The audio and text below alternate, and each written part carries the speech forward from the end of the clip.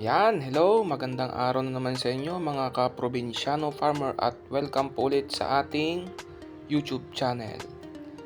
At ito nga po ulit ang mga area natin. Ito po sa kaliwa, area ng ating kapitbahay na hindi po natin alam kung anong variety nito pero sabi ng boss niya daw, inbred daw yan. Ito naman po yung area natin, yan, green na green. Alas magkasabay lang po silang na-transplanted.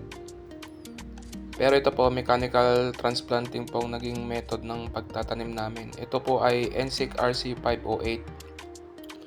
Kung makikita nyo po at mapapansin nyo, malusog yung ating halaman. Hindi po katulad na ito ngayon, no? Talaga pong natamaan po siya ng BLB at saka BLS, kumbaga bacterial leaf streak. Tapos ito po, gusto ko lang po sanang i-share sa inyo kung makikita nyo po dyan. Mapapansin nyo po dyan, madami po siyang mga halo. Yan po yung nagiging cause ng hindi po certified o registered seeds yung nabibili natin. Samantalang ito po, galing po ito ng Philrice. Gawa po ng seed producer naman po tayo o registered po yung nakuha natin. Kaya tignan nyo po, napaka-minimal lang po ng halo niyan at napakalusog. Hindi po natamaan yan ng mga fungus or bacteria. Sa ano pa lang po namin to anihin, siguro by bukas, siguro po pagka-upload ko nito. Pero itong video po kasi na ito, 3 days ago na po itong video na ito. Yung mapapansin nyo po ito po, yan po. Ang dami pong halo. May mga matatangkad, hindi pa pwede. Berde pa siya. Minsan po, yan po ang sisira sa presyo eh. Kaya, mas maganda pong bumili po kayo o kaya po yung mga nakukuha na nyo na dinidistribute ng DA na subsidy. Yun, magagandang klase po yung mga yun. Dahil, nagano po sila dyan guys. Na-test po sila at na-monitor po yun ng BPI and SQCS. May mga sarili-sarili pong seed inspector po ito. Yan. Kaya siguro may mga ilan-ilan din po talaga na nagpapalusot na mga katulad ko. Pero napaka-minimal lang po yung mga kasong ganun. Mga isolated cases lang po yung mga yun. Ayan guys, so makikita nyo. Ang ganda ng samantalang yung ko ang isa pa po dyan na naging cause niyan, baka kasi yung binhing tinanim niya natamaan na guys. May tama na siya ng BLB o kaya bacterial leaf streak, ginawa pa ring binhi. Kasi minsan, pwedeng sumama yun dun sa ating itatanim. Ito naman po, yan nakikita nyo po, hybrid po ito. Hindi po ako nagkakamali, long pin po yan. Tingnan nyo po sunog din yung mga dahon. Yan o, compare nyo po dun. Sunog yung dahon. Kaysa kayo compare nyo po dito sa left side natin na palay. Dito po kasi ang naging planting season namin ngayon, November. Parang maselan yung mga hybrid sa pagmalamig. Kaya ganyan.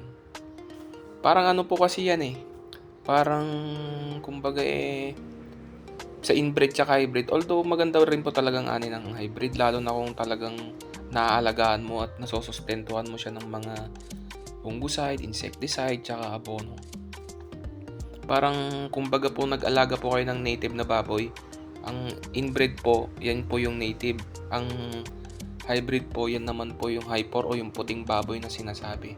Di ho ba mas matibay sa sakit ang inbred? Ganun naman po yung advantage ng inbred. At saka, yung cost of production po ng inbred mas mababa kumpara sa hybrid. Yan. Pero yung mga January po nagtatanim yan, magaganda po ang mga hybrid nila. Parang sa Nueva Ecija, ganyan. Pero pag dito sa amin sa Isabela, pag November ang tanim mo o kaya December, parang medyo alangin. Takot sila sa lamig. Tignan nyo guys, di bang lusog?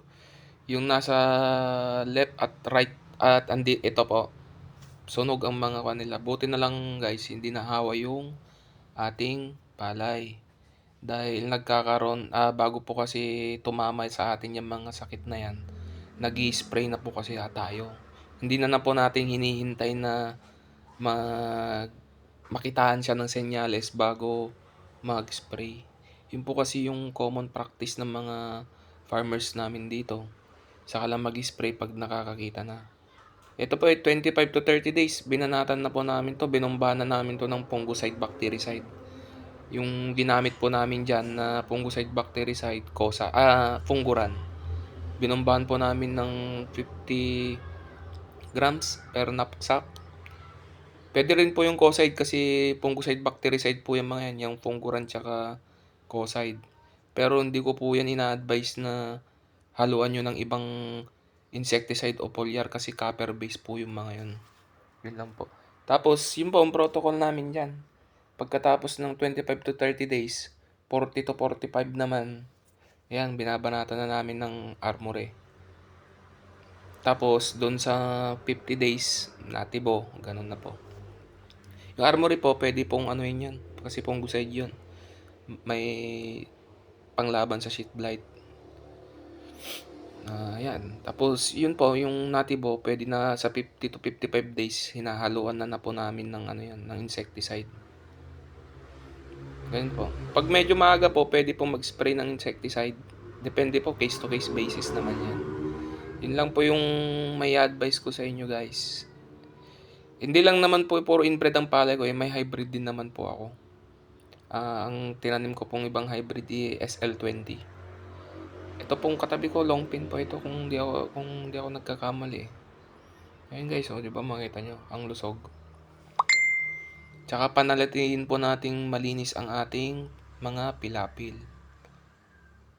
Ganun po. Dapat prevention is better than cure, mga kaprobinsyano farmer.